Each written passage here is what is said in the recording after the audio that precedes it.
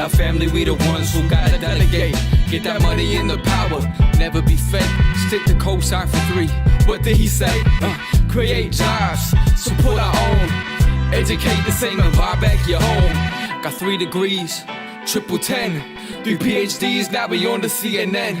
DBTV, let's talk about negligence. Ignorance is bliss, but we can turn it to intelligence. Believe none of what you hear, half of what you see. Let's break it down here on Dr. Boyce TV. Here we are. The chat. My name is Dr. Boyce Watkins, and I am from Your Black World and the Black Business School.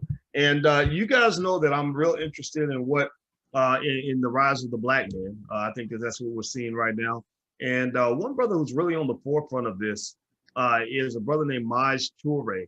Maj is the founder of Black Guns Matter. And somebody told me that me and this brother should talk. And it was Mo Duncan. Is that his name? Is that the brother's name? Yeah, Mo Duncan. Yeah. He made the recommendation. And he's a brother that linked me up with Judge Joe Brown. And I love that so much, man. I said, yeah, I'd love to talk to Maj. And so without further ado, I hope you will join me in welcoming Mr. Toure to the platform. How you doing today, brother? I'm wonderful, man. Thank you so much, man, for having me. I appreciate it. Yeah, man, I'm glad you're here. Glad you're here. Okay, so let's start from the jump. First of all, everybody who's watching, hit the thumbs up button and share this interview because everybody needs to hear this. These are real conversations that you're not gonna get in mainstream media. So let's start with Black Guns Matter. All right, so Black Guns Matter is an organization. A lot of people are talking about it. It's different from Black Lives Matter, which I'm gonna ask you about that in a little bit to get your thoughts on that. Tell me about Black Guns Matter. What led you to conceive it? What's going on with that? Yeah, so the irony is it started around 2015 going into the 2016 federal elections. Everybody was running around just like they are now saying, you know, register to vote, register to vote, register to vote. And then right after, not long before that, BLM was kind of going into a different direction. God bless the dead to Darren Seals. I used to see videos of him saying that, look, what the Ferguson movement started as and what it turned into in BLM was not, it wasn't what it was. And so everybody was talking about, you know, this unrest and things is gonna go crazy. And everybody was only focused on voting. So me and my homie was like, yo, we don't just need a voter's registration drive. We need a license to carry drive.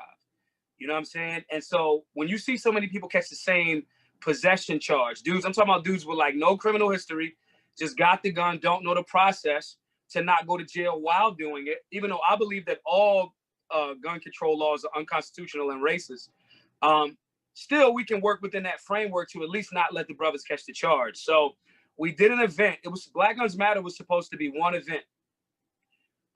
We set this event up. We got some decent media exposure, and it was like we expected 30 people. It was like 300 people that wound up showing up.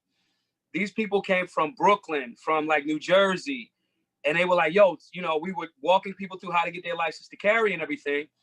And so what happened was we recognized that so many people didn't know, like, yo, bro, you in a whole different municipality. We can't even really, we can tell you what to do, but you got to go back to your town and, you know, kind of like get it done. So then after that, we just said, yo, wouldn't it be cool if we did 13 cities, like the 13 colonies, right? And the number 13 has, you know, a spiritual, you know, transformation from the physical to the spiritual. That's the reason why they picked that number. But anywho, we said, yo, let's do that. And so we started a GoFundMe, and our original goal was like 25 grand because we wanted to remove the financial barrier to entry, because that's another way that they get off on some of these racist laws. They'll price you out. So for your own rights that is stated as a human right that's not given or taken away by the government. But anyway, we said, yo, if we could offset the cost and get the classes for free and show people how to go through the paperwork to get their license to carry in their locality, that would be dope. So we did that. We started this thing. We kept getting, you know, at that time, the NRA was still kind of like interacting with us. And we raised $25,000 and we gave it away. And I was like, all right, cool. We did it. And then we just started getting a gang of emails from people saying like, yo, that's crazy. You didn't even come to our town. You don't really care about the people. You only did 13 cities. And so we was like, yo, we just did Twitter polls. We was like, yo, do y'all think that we should raise our goal to $100,000 and do like 50 cities across the country? Overwhelmingly, people said yes. And you know, black people don't give money up for nothing that they ain't really try, especially if they not getting, it ain't they ticket. When black people started donating and saying things like, yo, you might not even come to my city, but I just want you to keep going, we knew we had something. And that was, at that point, the first year and a half, we didn't do any touring. We just did it in Philadelphia. And then after that, it just kept going. And now we've raised it. We've, at the end of getting like $250,000, and I was ready to stop. I was just like, yo, I'm trying to chill. Like, I just want to go shoot and buy some land and grow some food. And everybody was like, nah, bro, you got to keep going. Raise the goal to $1 million. And I was like, I just never thought anybody would even like agree to that. And then everybody was like, like 90, with another Twitter poll, like 90-something% of the people was like, yeah, raise it to $1 million, buy a building, keep doing the classes and keep going. And that's where we are now, 4 going on 5 years later. And it's been such a roller coaster, because I was trapping before this. Like, you know what I mean? I stopped hustling cold turkey. Like, I was, you know, allegedly selling weed and pills and movies and all of that stuff around Philly. I stopped doing anything allegedly, unlawfully, to pursue this, because we started to see so many people coming home from jail, bringing it, like dudes that was 45 that had like 20-year-old sons, was like, I can't lawfully have a firearm, but inform my son, inform my daughter, you know? So we just been going, and that's where we at now. Wow. Well, you know what, man? I'll tell you this. I was real intrigued with what you're doing, man. I mean, I think, you know, I don't know a ton about Black Guns Matter. I mean, that's why I definitely want to be educated on what you're doing. But what I was really intrigued by, and by the way, everybody, if you just came in, is I'm talking to Bash Toure, founder of Black Guns Matter. Hit the thumbs up button. Please hit the thumbs up button as you come in. We have a Black men are talking, so the rest of the world needs to be listening. I was real intrigued with the fact that you talk about Second Amendment rights, and a lot of people are used to thinking about Second Amendment rights and just you know, legal ownership of firearms as kind of a Republican white male kind of issue. And so I like the fact that you're bringing this in, where, you know, I think Killer Mike was doing a little bit of that too, basically saying, why shouldn't a black man have a gun? Why shouldn't we? And not just the men, the women as well, whoever wants one, right?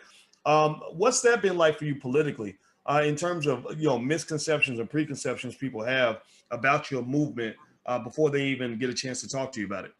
So one, for years, I was a registered Democrat. Then I transferred over to Republican. I'm a libertarian now. The two-party system has been tremendously flawed, and it hasn't really benefited. And don't get me wrong, because I want to be clear. I know the Republican Party was started. I know that was the party that black men got a part of in the beginning. And that's cool, and I'm not knocking that. However, ain't nobody coming to save you from any party. It ain't party time right now. You know what I'm saying? It's liberty time. And so the biggest misconception was, because I'm pro-gun, and a lot of these gun companies or gun organizations, they never come to the hood. They don't go where I go. When we started, people told us our first class was in Baltimore. And all of the gun people was like, yo, don't go to Maryland. Maryland's what's called a may issue state, which means even if you completely lawful, never caught a case, nothing, they may issue you a license to carry. They will not, it's not a shall issue state, right? So we were like, yo, well, the bodies in Baltimore is crazy. So that's where we going first. Most of the gun community was like, yo, you going to the places where you can't take a gun. But the irony to that is the Second Amendment, the Bill of Rights, is a list of things enumerated that the government does not, they don't grant you those rights. That's a list, a reminder. The founding fathers to this nation, with their contradictions, when they wrote that stuff down on paper, the way that it was wrote, it was fly. Here's a reminder that the government don't have control over you protecting yourself. So the irony to me was, here's Second Amendment organizations scared that I'm gonna go to the places where the people need it the most, because they're saying you can't lawfully carry, when the supreme law of the land is the Constitution and the Bill of Rights. So that's a contradiction. All of those other statutes are unconstitutional. And it was just, it was interesting to me that they would like, I carry a gun unlawfully based on local unconstitutional statutes everywhere I go. When I'm in New York, I carry a gun. When I'm in Chicago, I carry a gun. That is an inalienable right, not granted by government, not taken away by government. The problem is we've been so away from that Constitution as written because of the racism in America and all of these different things that have happened. Anybody that's one of those people that's going to think like, oh, we're in a post-racist America, that's bullshit. You're welcome to think that, and I'm not going to knock you. But at the same time, all right, you're welcome to that. That's freedom. I don't got to agree with you, right? But at the same time, if you recognize that these things are happening and you're recognizing that the root of gun control in this nation was specifically to keep Black people unarmed, not like a cute thing to say, not a cool t-shirt, that's like fact. Mm-hmm. Why on earth would you be tripping if I'm gonna carry a gun to protect myself safely and responsibly? The reason why they don't is because they don't want to fight the case up to the Supreme Court level. The last 2 or 3 cases that got fought up to the Supreme Court level was Otis McDonald versus Chicago. Black man, he won when they were trying to ban Saturday night specials because they were inexpensive and Black people could have them. DC versus Heller, Dick Heller, which was a landmark decision in 2008. And most recently, a sister from Chicago, Rhonda Ezell, won 2 federal cases, stopping because you couldn't used to be able to even have a gun range in the city limits of Chicago. She overturned that, beating them 2 federal cases. That's my homegirl, right? Saying all of that to say, people don't want to rumble, catch the case, and fight it all the way up to the states, to the Supreme Court. Even now that Trump is putting in pro 2-way Supreme Court judges, everybody say they want freedom, but they don't want to rumble for that shit. So me, I don't care. I carry everywhere. I got a gun right here. You know what I'm saying? So the willingness to fight and knowing that gun control is racist is the thing that a lot of, and I get it, they have a fiduciary and financial obligation to try to not look like they breaking the law. I understand it. I don't have no masters though. So I get to do whatever I want because I'm a free man. And informing people in the hood on that type time, because that's what the founding fathers was on, even with their contradictions. What they wrote down in that supreme law of the land, the Constitution and the Bill of Rights, that's what I'm going by. And anybody that want to tell me, you know, oh, that's not for you, cool. And these tax dollars must not be for me. That must not be my bread. I got to get that up neither. You know, so that's kind of like one of the biggest misconceptions of thinking because I'm around a lot of, you know, Don Trump Jr. follows me. I'm cordial with him. You know what I'm saying? He's a shooter. Because I'm in different rooms, because I'm pro-gun, and a lot of these organizations can't tap this demographic. I'm in the rooms. I'm at the CPACs. I'm at here. I've done all of these different interviews, and some people get it misconstrued. Like you said, before they have a conversation with me, that somehow I'm like gonna avoid the conversation of race in America. So that's one of the biggest misconceptions. Interesting. Everybody who's watching, I'm with Maj Toure. He's the founder of Black Guns Matter. And we're talking about everything across the board, from gun control to politics and everything else. Do me a favor, show respect to the brother, please, and hit the thumbs up button. And also, just so you know, you should follow him on social media. I follow him on Instagram at Maj Toure, MAJTOURE. And also officialblackgunsmatter.com. Is that correct? Yes. Officialblackgunsmatter.com. Excuse me. Someone asked you this question, man. You talked about, you know, I can only imagine the controversy that occurs when you got a world where everybody kind of expects as a Black man, you're going to fit into a certain political box, right? You know, you Black, you a Democrat, right? If you're not a Democrat, then you must be a Trump supporter. I hear you. It sounds to me like your position is a lot more nuanced. I hear you use keywords like freedom and liberty. You use those words a lot. I like those words. I use those words a lot. I have my definition of what freedom means.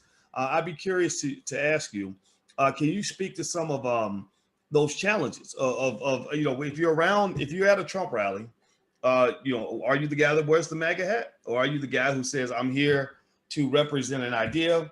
It's okay either way. I believe you have freedom to go anywhere on the board. So that freedom word means a lot to me. But where do you end up standing on that, especially with this election coming up and it's so contentious? I can only imagine the conversations you had. Yeah, I don't own a MAGA hat. Not because I think it's wrong. I just think like, I got a Black Guns Matter brand. Like, you know what I'm saying? Like, I think there's, President Trump is going to get money. President Trump is going to do what President Trump's going to do. I personally think that President Trump has been weak on the Second Amendment. Even though he's endorsed by the NRA has been behind every major national anti-gun law since the 1960s. All of it. The Gun Control Act, the NFA, they have been in support of that. Really? Okay. Yeah. I'm not, that ain't my twist. Now, President Trump has been, where I think he's been great is, again, and let me say this first, man. Because people, nuance, that's the key word. When I hire a plumber, I don't really gotta like him. I don't care. If he come through and get the clogs done and get it to me at a good price, it's what it is. I don't gotta like him. I'm not even around him to see if his butt crack showing. I don't care. I don't care. And dudes in the street they understand it, but they have an emotional reaction to what mainstream media tells them about President Trump or anybody. Listen, man, we at war. Being emotional in a war gets you fucking killed. So I don't really have time for that, right? So, and dudes in the street understand it. So I'll give a different example. If you got a guy that got that work for you for real cheap, he got the best price, wholesale, he got it for you. You don't really like him though. But there's a guy that you kind of like, but his price is double the price of the dude that you don't like. You're going to put your ego aside and you're going to go get that wholesale number for the best of your ability as long as he around. Right. That's what any politician is to me. Any of them. They are public servants there to work for me. The problem is, in the Black community, we don't take it from that dominant standpoint. We don't take it from, listen, bro, you here to do this work for me. You here to fix this plumbing. So where President Trump has been immaculate, cutting red tape, getting stuff out of the way. That don't matter. We're not doing that. That's clogging up the money. I'm all for that. Where he's been horrible is the area where I'm a single issue voter. He's had more restrictions put on this Second Amendment in his one term than Obama did in 2 terms. Wow. With an endorsement from the NRA. I was at Atlanta in the front row at the NRA convention when he was the first sitting president to address the NRA annual meeting. I was right there when he said, the 8-year assault on your Second Amendment rights are coming to a crashing halt. I was there, right in the front row. He's been weak on it for me. Been great on business, even Q3. Amazing. America's had a great, quote unquote, bounce back Q3, so forth and so on. Let them tell it, right? Now, we'll see what happens a little bit later. However, I know I've been making more clean money since 2019 and 2020 than I was before. I can go by that, my lived experience. So in those areas, I get it. On the other area, I disagree with him. There's other people that, again, like you said, as soon as you say, I'm definitely not fucking with Biden. Dude's a weirdo. Dude is responsible for so many Black people going to jail. And I could talk about before he was in support of that 88 anti-crime joint or anti-drug joint. He co-authored the 94 bill. Everybody knows that. Yep. But that plumber, I'm not going to keep hiring that plumber for 47 years and he ain't get my first year fucking clog out. It's not what time it is for me. You know what I'm saying? And so now here's the problem. As soon as you say Biden ain't the dude, if I could go into his utilizing his public servant position to benefit him and his family, and I'm not mad, get your money, bro. Right? But then on top of that, you locking Black men up.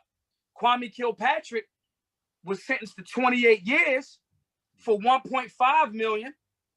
Paul Manafort got 7 years for 14 million. So I can't, I ain't, this the game that all of them politicians play. So I'm not going, you know, I'm gonna keep it the standard the same. With that being the case, you could get your money, do whatever you do, leverage it however you want to leverage it.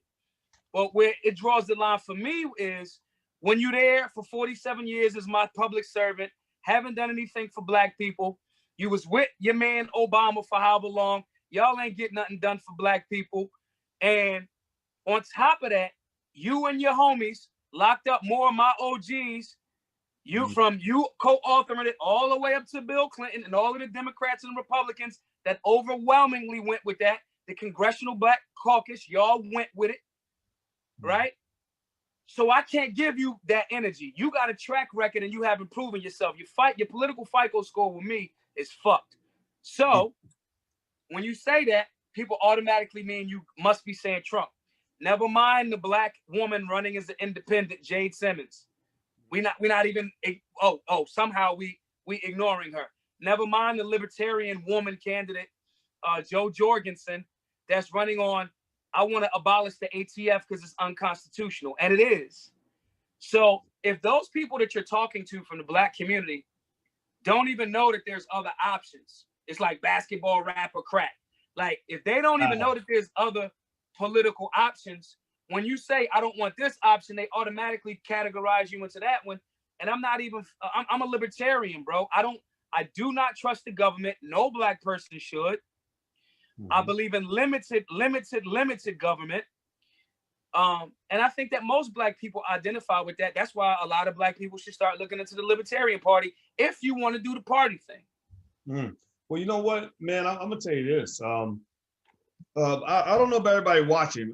Say something in the chat, but give me a yes or no. But I think I know, listening to you talk about that and talk about libertarian, it even makes me say, you know, maybe I need to research that more. You know, because you're 100% right that, you know, that this weird assumption that because you're not one thing, you must be something else. Like, that's crazy. That's like, you know, if a girl says she don't want to fuck one guy, he's like, oh, you must be a lesbian. No, right. She ain't a lesbian. She just don't want to fuck you. She don't like neither one of you motherfuckers. Exactly, man. So I really think that we've kind of limited ourselves and boxed ourselves in.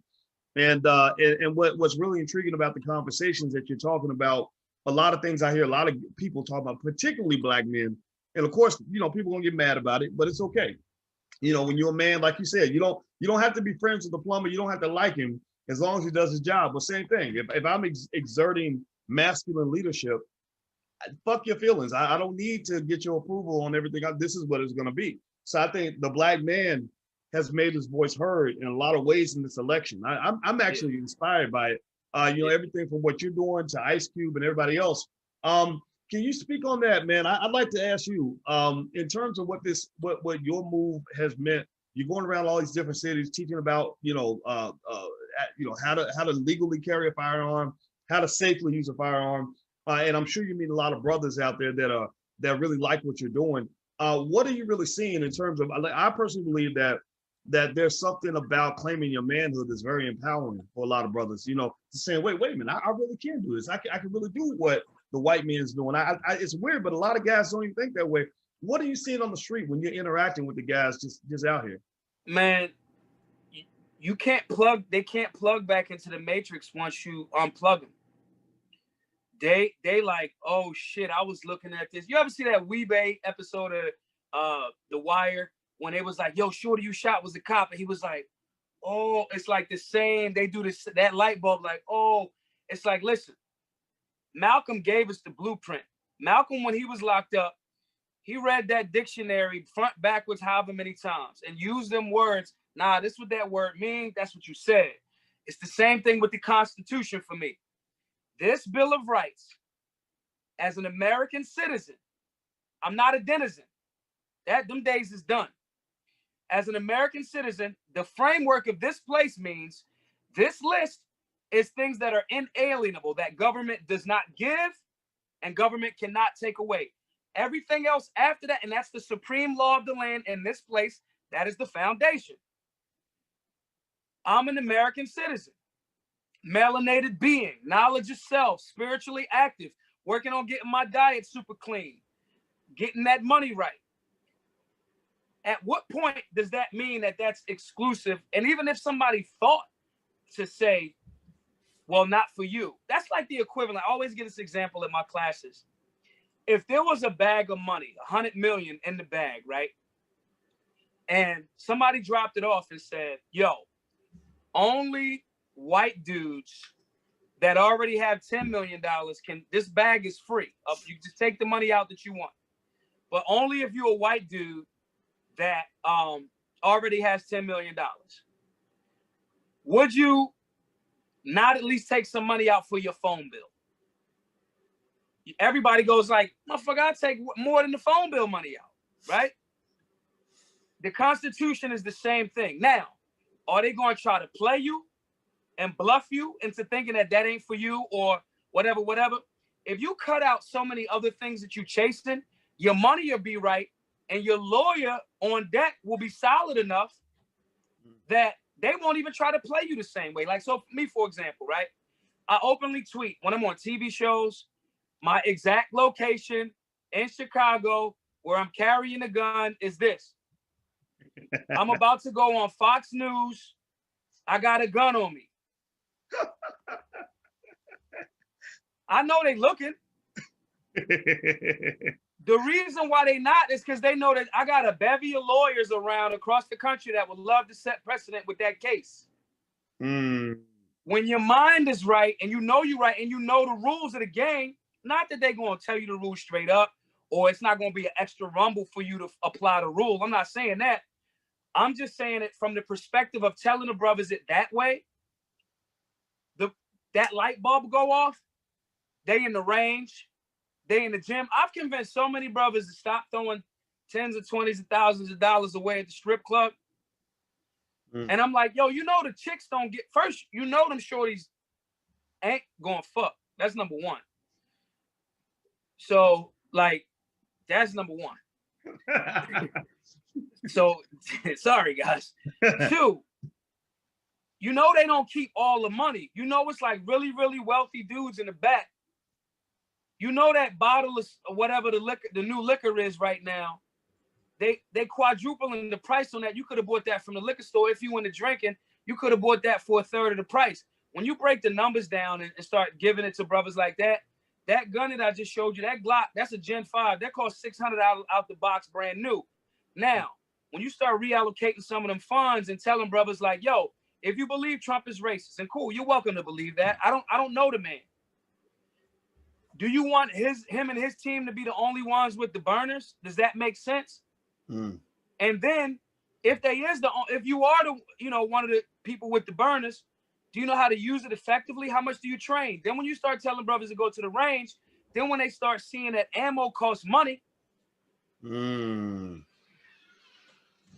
you start looking at a video. There was a video that somebody put together of the honorable late great Dr. Francis Cress Welsing with the voiceover, right? And it was a video of my man. He's a white dude. His name's True Exodus. He trains all the time. He's an excellent shooter. And they edited that video with him training and shooting and everything. And then they juxtaposed it with a lot of men, black men, in dresses and all of this other stuff. So while you fucking playing in dresses and giving money away at the strip club, I got 1 million rounds of ammo. I have untold secret location worth of firearms. Even if the Trump administration or the Biden administration or hell, the Libertarian Party as a whole turns out to be fucking Nazi Germany, what the fuck them LeBron sneakers gonna do for you? Woo! Y'all hear that? Are y'all listening? Is everybody, give me a yes in the chat if you are hearing what this brother just said. What are those sneakers gonna do for you? You're gonna run nothing. And they're gonna shoot you in the back. Wow. And then wow. Explaining it to the brothers and sisters that way, while acknowledging, we've had race is a part of America, a big part of it. And still saying, but I believe in the human condition that we can evolve past it. I believe that. I don't think we're there right now, and I don't trust the government. So I'm very hard pressed to find somebody from any of those hoods, especially black men, not leaving the sisters out. But when I'm really stressing this to the black men, because y'all are the protectors and the providers primarily, right? Or supposed to be, at least. When you say it to a brother that way and put things in real perspective for him, and then on top of that say, this is the framework of this country, and they tricked you, like you didn't, like what hood person is gonna say, yeah, I trust the government, yeah, I don't think race is a part of America, and I'm gonna depend on the police for my protection? No dude in the hood is saying that. You know what I mean? And so once to you know, I went a roundabout way, but once you can explain it to people that way, and they know that I'm not judging them because they don't know nothing about guns. You know what I mean? When they know I'm not an arrogant dude telling them, like, what? You don't know who Gaston Glock is? We're not doing that. We are entry level. We are here to serve the people. If it wasn't about service, I would have been spent that 300 grand on like a Bentley. You know what I'm saying? And so once the brothers get it explained to them that way, and they see we feel the same, they don't go back into the make. They never anti-gun after that. Wow. Well, everybody who's watching, I'm speaking with Mr. Maj Toure. He is the founder of Black Guns Matter. And if you go to officialblackgunsmatter.com, you can go check out what Moy's got going on. You should also follow him on Instagram. I just followed him today at Maj Toure, and Majtoure, Majtoure. Somebody type that in the chat, please. Also, hit the thumbs up button. If you haven't done it yet, please hit the thumbs up button. I want to ask you about this, man. You know, when you were talking, what I like about what you were saying about your interaction with black men, because I'm a believer that the emergence of the black community will coincide with the emergence of the black men. I feel like they tripped us up a little bit, you know, when Biden and those guys were sending everybody to prison. And I feel like now you're starting to really hear those voices like yours that are just, you know, clear, unapologetic. You know, I didn't really know exactly what all your beliefs were, but I like the idea of being free, right? Freedom means you can be you, I'll be me, he's gonna be him, and we're okay with that, right? And a lot of people don't support that. A lot of people say, well, if you don't vote for this person, then you know, whatever, we're gonna talk about you, whatever, right? So one of the things I like about what you were saying in terms of saying to the guys, like, look at all the money you got, you look at what you're doing with your resources, you know, over here, you can fulfill a responsibility you have. And what you're really giving them, that I see, is you're giving them the essence of manhood, which is a sense of purpose. Like when a man has a sense of purpose, like he's like, oh, that's my job. You know, it's something about it. It gives you more pride. Your testosterone level goes up. You're more ready for battle. You know what I mean? Like you're ready to, you know, and a lot of men don't have a sense of purpose, you know, because let's be real, a lot of them, maybe they were raised by their mama, you know, never pushed them to do anything. You know, no disrespect to the guys that were raised just by their mother, but you need some man somewhere that's gonna say, lift your fucking head up and do your job. You know what I mean? You got a job to do. I like that, man. So one thing I want to throw out there to you, I want to ask you about this. So Black Guns Matter. When people hear Black Guns Matter, they immediately think about Black Lives Matter. Right?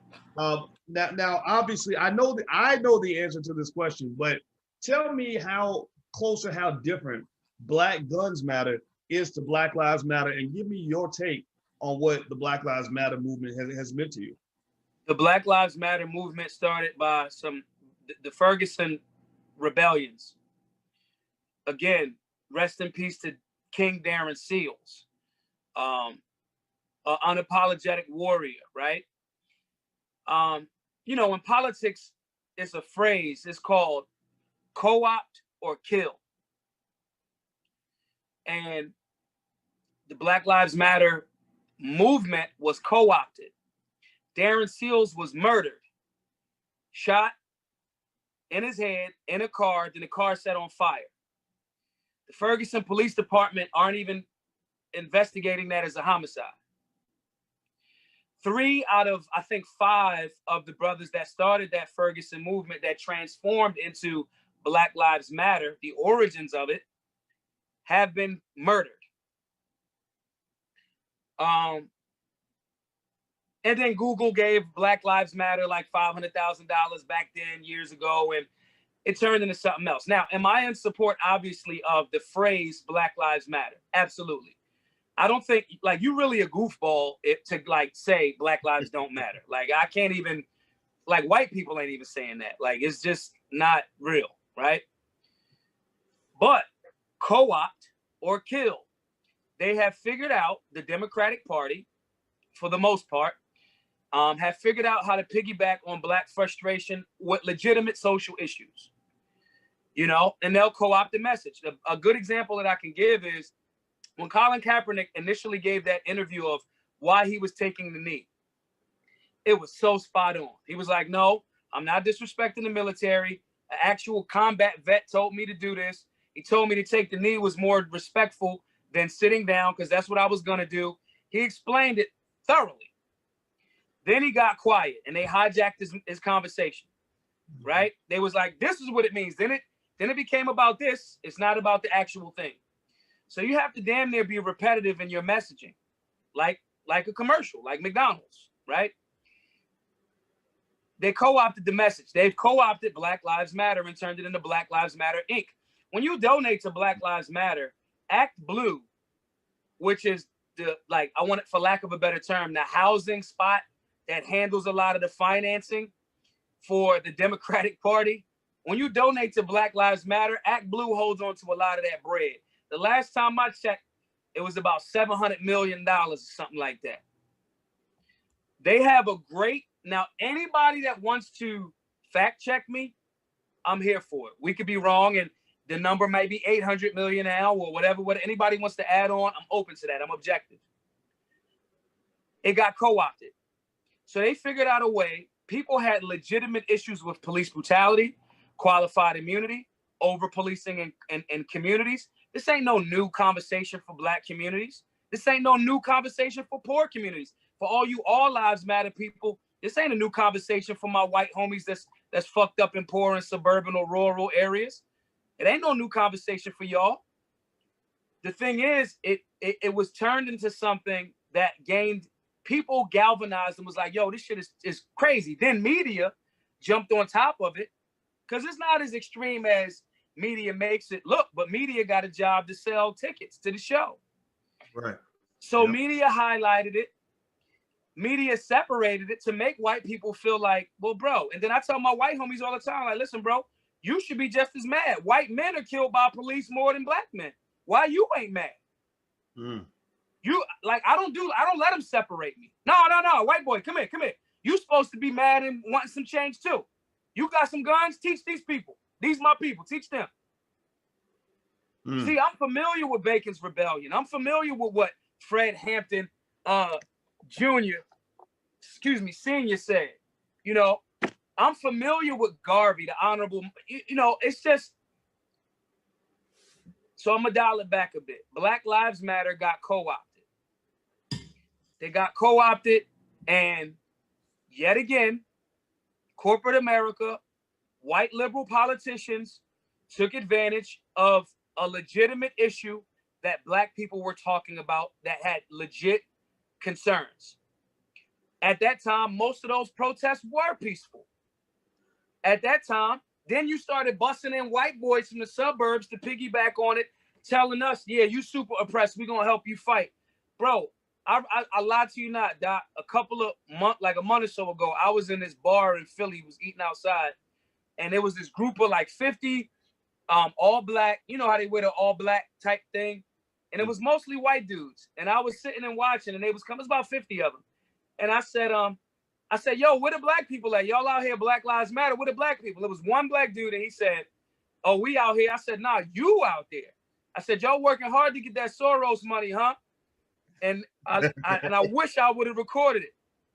One of them said, we trying to get it. Then one of the white dudes pulled out a bat and started hitting the ATM at Allegro's, this pizza spot across from the bar that I was at.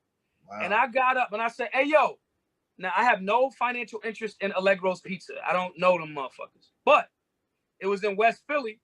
And I was like, yo, don't fucking do that, man. Because y'all motherfuckers come from somewhere else. Y'all don't live around here. When the police come through, it's going to look like we was in the community doing it. Leave that shit the fuck alone. And they left. Yeah. Wow. The co-op of Black Lives Matter Incorporated is not something that I bang with. Now, I got homies that's Black Lives Matter that's doing the work. Hawk Newsom is the chapter president of, I think, the one in the Bronx or New York. That's my homie. We disagree on some issues, but he's, during the pandemic, he was raising money to feed elderly that couldn't get out, all that other type of stuff. There's chapters that are doing the work that's not these bust-in dudes. So it's, again, that word nuance. I am not in alignment with Black Lives Matter Incorporated. They have a financial interest in trying to steer people black people right to the Democratic Party. And their finances show it. Anybody that, if I'm lying, I'm flying, right?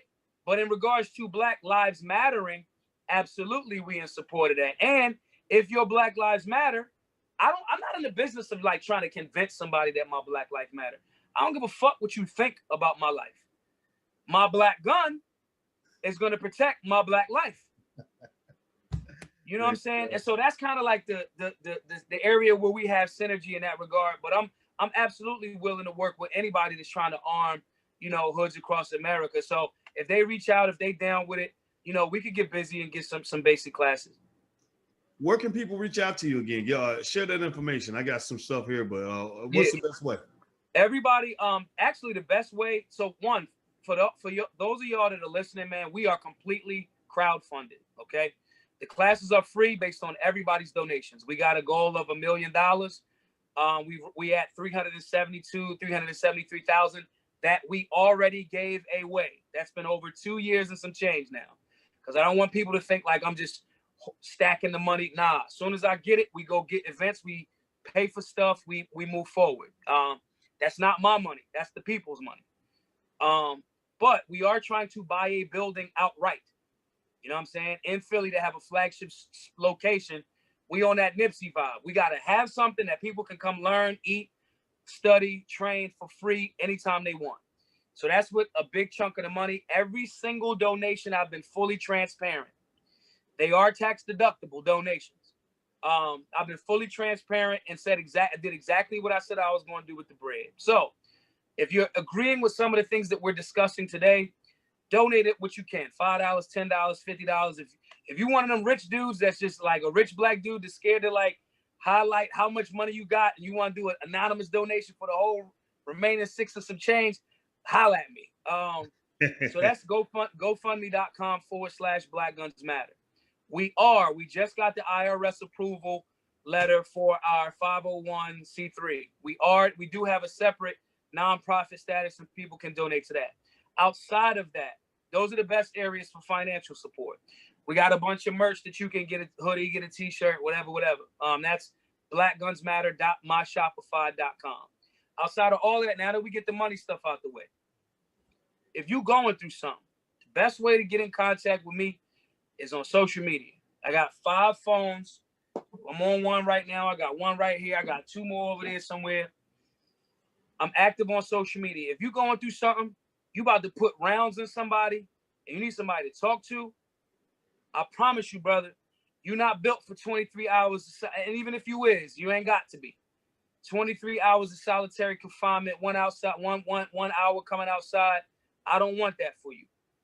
All of my social media platforms is me. My Twitter, MAJTOURE, that's me. Our group Twitter, Black Guns Matter, BLKGUNSMATTR. Please stop, slow down for a second. Don't shoot nobody. Don't fight nobody just yet. Take a minute. If you think about killing yourself, because that's a serious issue.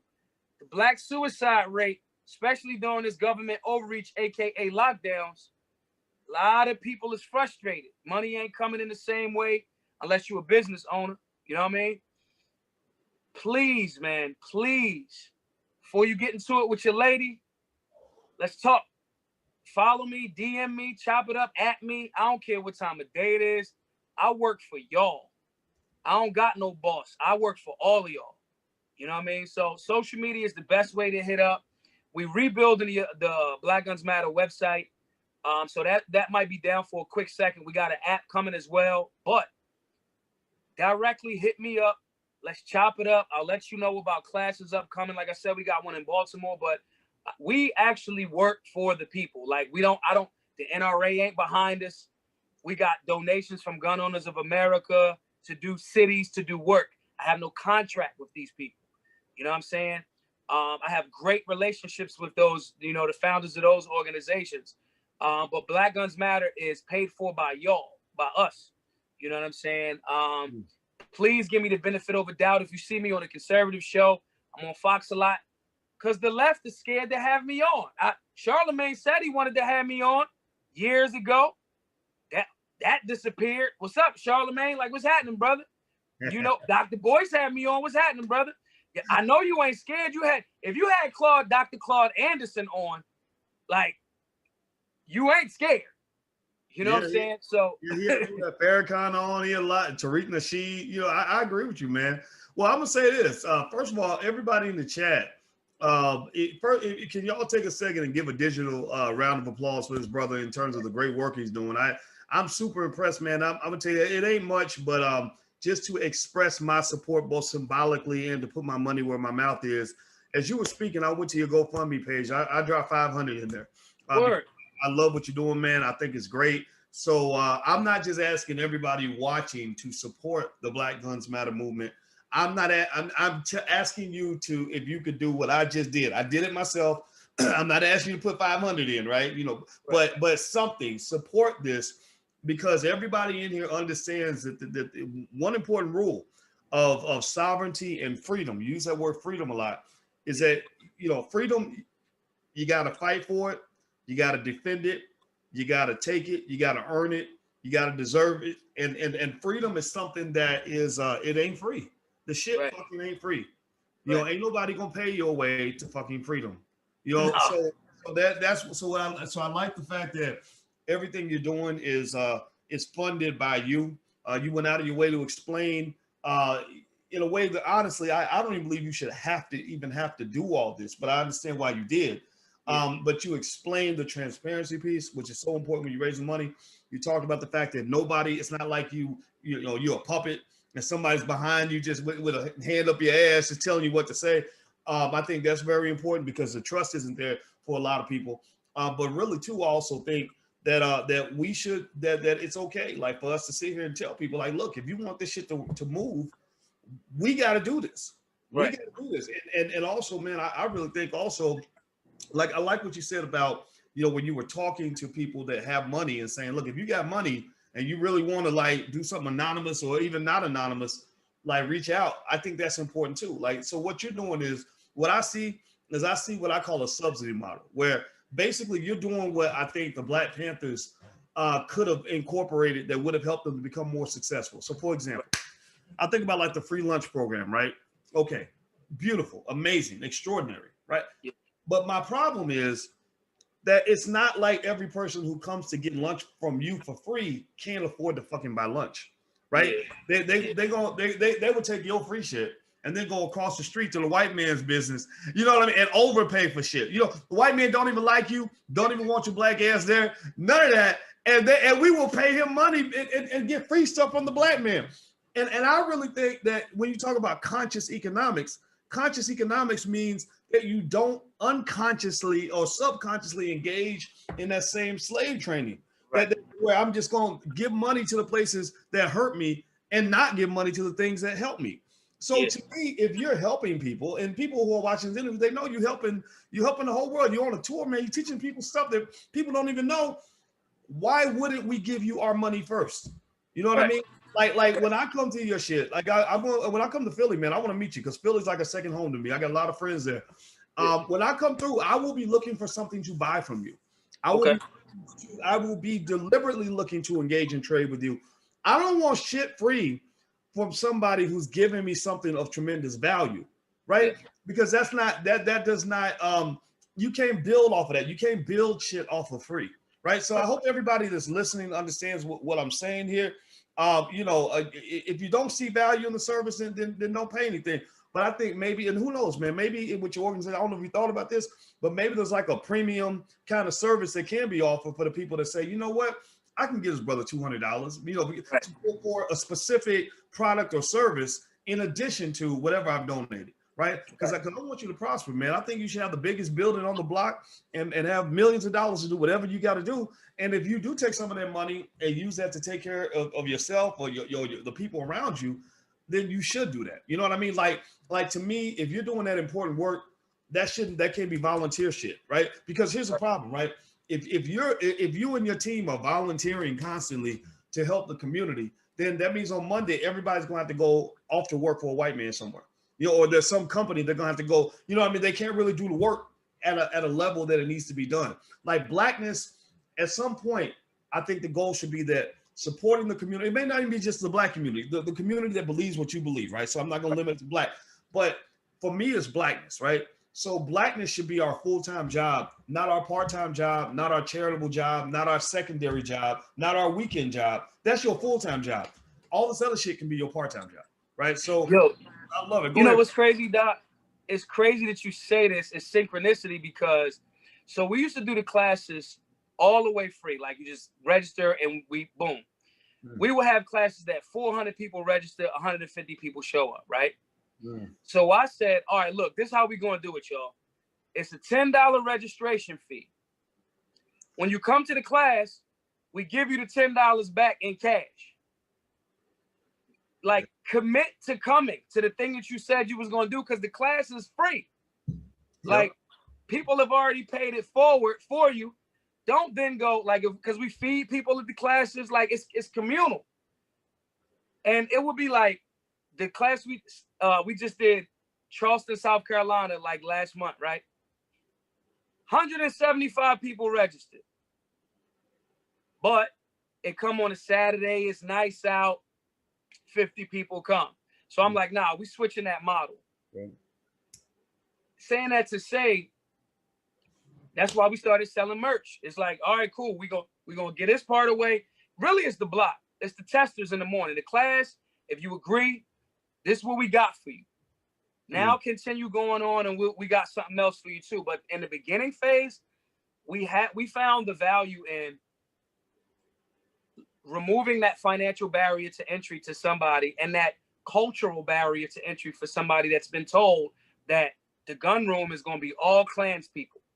You know what I'm saying? And to be quite honest, man, some of them white boys is like, yo, man, I wanted to help so bad, but I didn't know how to reach your community.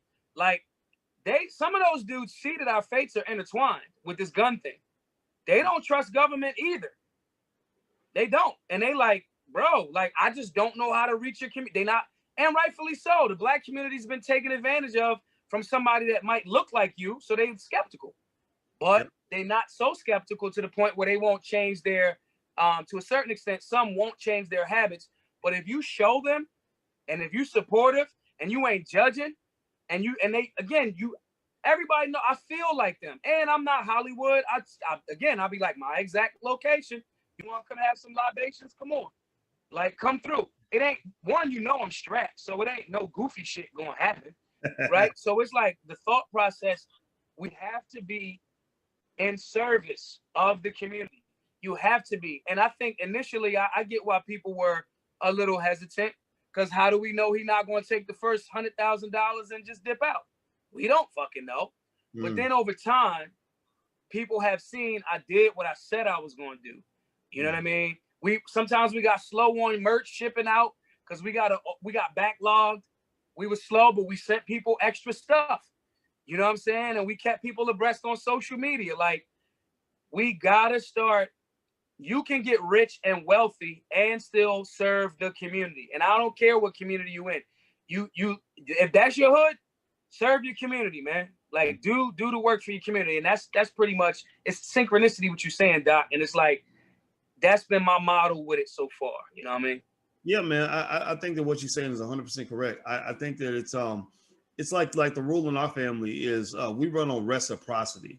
Like, so when my kids come asking me for money, I tell them I don't really want to do charity, because charity is not a long-term sustainable solution. It drains the family and it makes you disabled. Right? You can bring something to the fucking table. You know what I mean? Like, you showing up to the table to eat like everybody else, you can bring something, right? Never devalue yourself to the point where you see yourself as 100% victim and you can't add anything of value. So what I say to them is I'm like, okay, give me a plan. Tell me, I make investments. What am I investing in? You know, tell me what you're going to contribute to making this thing happen in your life. And then I'll go get some money for you. You know, like, okay, you ask for $100, I'll get you $500 if you show me a good investment. But if you want $100 worth of charity, I'm not doing that shit. You know what I mean? Right. I'm look, support your habit, bro. I can't help you because you got a sneaker fetish. Like, they ain't got nothing to do with me, bro. Like, sorry. There you go. Yeah, man. So I think I like what you said about not letting people waste your time. You know, making people because there's people in the community. There's some that are serious, some that are not serious, but then there's also some that are serious about becoming serious, right? So that first and third category you can work with. That other category might need some maturing. You know what I mean? They might need to take a step or two where they can be ready, you know, but I think that the people that are serious about becoming serious, who don't have the skill, don't know what the hell's going on, but say, look, I want to do better. I want to be better. Then I think that it should be wide open for them. I think that anybody that literally cannot pay anything, there should always be a space for them. But the people that can pay, right? Like the guy that can go and spend $200 at the strip club after he's done going to your free event, or go spend $150 on Jordans or whatever.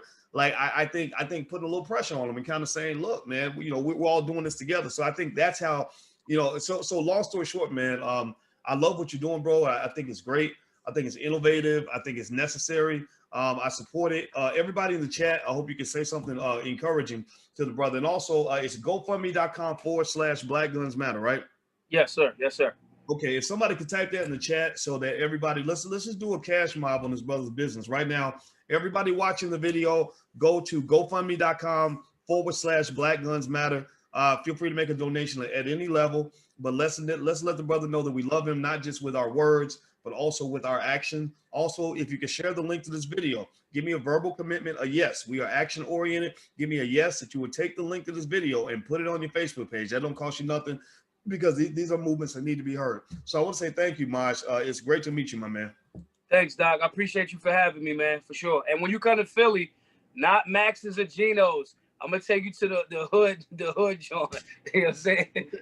All right. Well, I look forward to that. I'm gonna hold you to that, brother. I look forward to meeting you in person, man. No doubt. Thanks, Doc. Thank you. All right, everybody. Have a good day. We'll see you soon. Take care now. All right. Peace.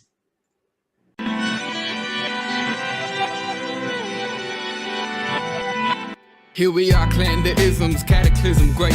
Our people out here struggling, trying to make it in this state. Everybody out here doing it, but we the ones who late. Now family, we the ones who gotta delegate. Get that money in the power, never be fake. Stick to cosign for 3. What did he say? Create jobs, support our own. Educate the same and buy back your home. Got 3 degrees, triple 10. 3 PhDs, now we on the CNN. DBTV, let's talk about negligence. Ignorance is bliss, but we can turn it to intelligence. Believe none of what you hear, half of what you see. Let's break it down.